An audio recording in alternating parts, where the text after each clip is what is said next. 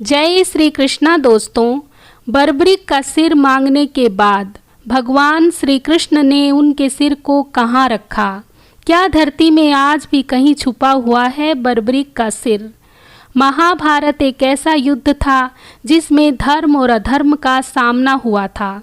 लेकिन क्या आपको पता है कि उस समय एक ऐसा योद्धा भी था जो 18 दिन के इस युद्ध का एक पल में ही अंत कर सकता था।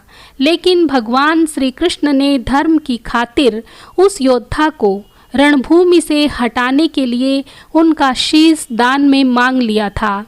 वह योद्धा कोई और नहीं बल्कि बर्बरीक था। दोस्तों, अब सवाल यह उठता है कि आखिर भगवान श्री कृष्ण ने बर्बरीक के सिर को कहाँ छुपा कर रखा था। तो वीडियो को अंत तक जरूर देखिएगा, तभी आपके सभी सवालों के जवाब मिल पाएंगे। बर्बरीक भीम और हिडिंबा के पुत्र घटोत्कच के पुत्र थे। उनकी माता का नाम अहिल्यावती था, जो कि एक नाग कन्या थी। बर्बरीक को उनकी माँ ने सिखाया था कि हमेशा हारने वालों की तरफ से ही लड़ना। ये बचपन से ही एक वीर और महान योद्धा थे। इन्होंने युद्ध कला अपनी माँ से ही सीखी थी। उन्होंने घोर तपस्या कर माता आदि शक्ति को प्रसन्न किया और 3 अभेद्य बाण प्राप्त किए।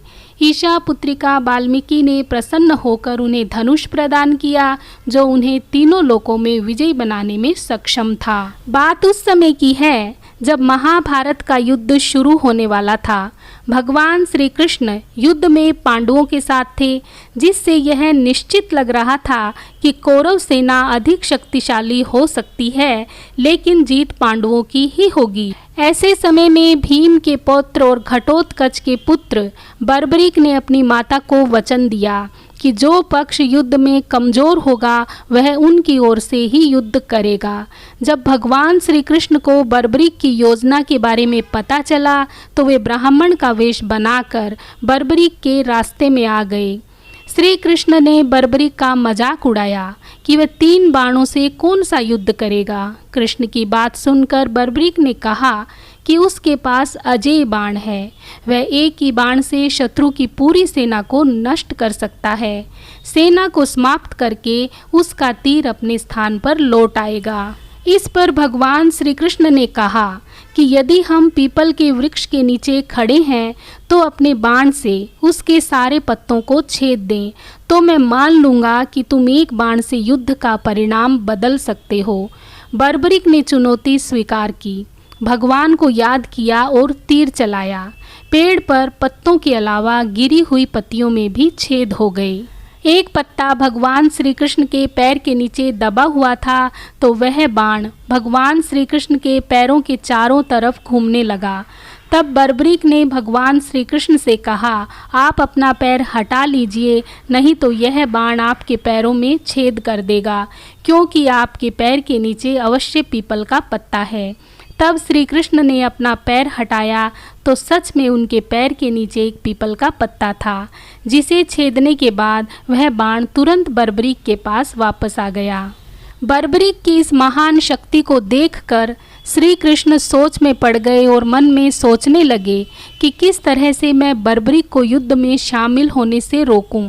कुछ समय पश्चात श्री कृष्ण ने ब्राह्मण रूप में बर्बरीक से कहा, आप तो इतने महान शक्तिशाली और पराक्रमी व्यक्ति हैं, तो क्या रास्ते में मिले मुझ गरीब ब्राह्मण को कुछ दान नहीं देंगे? श्री कृष्ण की इस बात को सुनकर बर्बरीक ने श्री कृष्ण को एक सामान्य ब्राह्मण समझते हुए कहा, मांगो, आप क्या मांगना चाहते हैं, मैं आपको आपकी इच्छा के अनुसार दान दूंगा।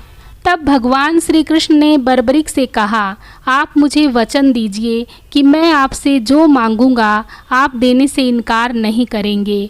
बर्बरीक ने श्री कृष्ण को वचन देते हुए कहा, आप जो मांगेंगे मैं आपको खुशी खुशी दान में दूंगा। आप मांगिए, आपको क्या चाहिए। जैसे ही श्री कृष्ण ने बर्बरीक के वचन की बात सुनी तो श्री कृष्ण ने दान में बर्बरीक का शीश मांग लिया। बर्बरिक ने जैसे ही ब्राह्मण के इस दान को सुना तो वह समझ गए कि यह कोई सामान्य ब्राह्मण नहीं है। तो बर्बरिक ने भगवान श्री कृष्ण से हाथ जोड़कर निवेदन किया कि आप अपने असली रूप में आ जाइए और मुझे अपना संपूर्ण परिचय बताइए। मैं आपको वचन देता हूँ कि मैं अपने वचन के मुताबिक आपके चरणों में अपना शीश दान करूँगा। बर्बरिक की इस बात को सुनकर भगवान श्री कृष्ण अपने असली रूप में आ गए और बर्बरिक को अपना संपूर्ण परिचय दिया। बर्बरिक ने श्री कृष्ण के विषय में सब कुछ जानने के पश्चात उन्हें अपना शीश दान करने से पहले एक इच्छा जताई। कहा, हे प्रभु, मैं कौरव और पांडवों के बीच चल रहे युद्ध को देखना चाहता हूँ। तब भगवान श्री कृष्ण ने सुदर्शन चक्र से बर्बरिक के शीश को अलग कर दिया और उनके शीश पर अमृत छिड़क कर एक पहाड़ी के ऊंचे टीले पर स्थापित कर दिया और बिना शरीर के सिर को दिव्य दृष्टि भी प्रदान कर दी ताकि वह पूरा युद्ध अपनी आँखों से देख सकें। वहीं भगवान श्री कृष्ण ने बर्बरिक को वरदान दिया कि कलयुग में उनके अवतार को श्याम के नाम से पूजा जाएगा। दोस्तों, बर्बरिक ही आज खाटू श्याम के नाम से जाने जाते हैं। हजारों की संख्या में लोग उनके दर्शन के लिए जाते हैं। हारे का सहारा खाटू श्याम हमारा, आज भी वो हारे का सहारा नाम से प्रसिद्ध हैं। जय खाटू श्याम। दोस्तों, आपको आज का ये वीडियो कैसा लगा कमेंट बॉक्स में लिखकर ज़रूर बताइए। यदि वीडियो पसंद आया हो तो लाइक और शेयर कर दीजिए और कमेंट बॉक्स में खाटू श्याम ज़रूर लिख दीजिए। जय श्री कृष्णा। धन्यवाद।